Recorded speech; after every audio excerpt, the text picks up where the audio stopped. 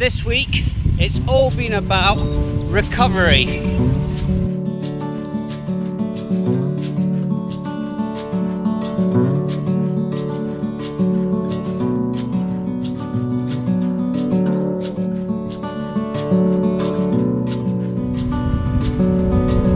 One week since Ultra Trail Snowdonia, and there's been some key areas I've been looking at. Active recovery, fueling right, and rest. Ultra Trail Snowdonia was fantastic. If you're looking for a really challenging 50 miler or 100 mile race, then it's one I think you should really look at. For me, the race went really well. I did make a race video, I'll put a link to it just there. Unfortunately, I was having issues. I bought a new gimbal, it didn't seem to be working as well as I would have liked, so I didn't get that much footage, but the footage that I did get, it just shows how amazing the scenery was and what tough technical terrain we had to go over. This week, as I said, it's all been about recovery for me, and that comes down to making sure I get enough rest, so getting extra sleep, which has been brilliant, making sure that I'm eating correctly. That's a combination of having things such as like the recovery shakes after the race. Straight away after the race I had the Mountain Fuel recovery shake, and then throughout the week making sure I'm having plenty of protein, nutrients, lots of vegetables and things like that to make sure I don't get any coughs, colds. And then the other part has been a little bit around active recovery as well. The active recovery for me is swimming and cycling.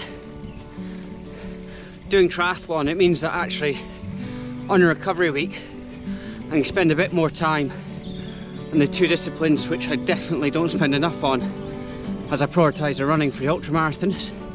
The race itself, I was aiming for sub 16 hours. I had 3 aims. One was to finish, 2 was sub 20 hours if things were going well, and sub 16 if things were going really well. I ended up doing 15 hours 37, I think it was.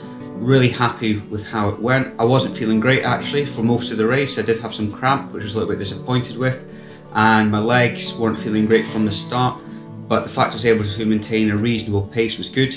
I do really need to still work on my uphills though. On every uphill I was getting dropped. A couple of guys who I was sort of running with quite a lot of the time, they would pull away from the uphills and then I would catch up again on the downhills. Adam and Lee, thanks very much for the running, also Damien as well.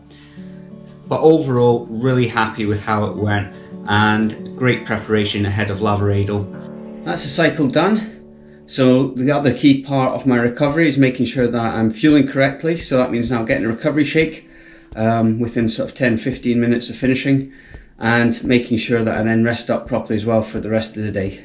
I've spent a lot of time on this sofa this week, making sure that I'm well rested, because the aim is to do 3 build weeks coming up ahead of Lavaredo and then taper down. So that'll be a lot of vertical, hopefully, aiming for around 4,000, 3,000 and 2,000 in the coming weeks, and then also looking at trying to get close to 120 kilometers running per week as well, as that's the distance of the race. Trying to go up the odd hill and test the thighs. In terms of the recovery, I'll put a link to 2 really good articles which I read in the description down below. They're well worth checking out.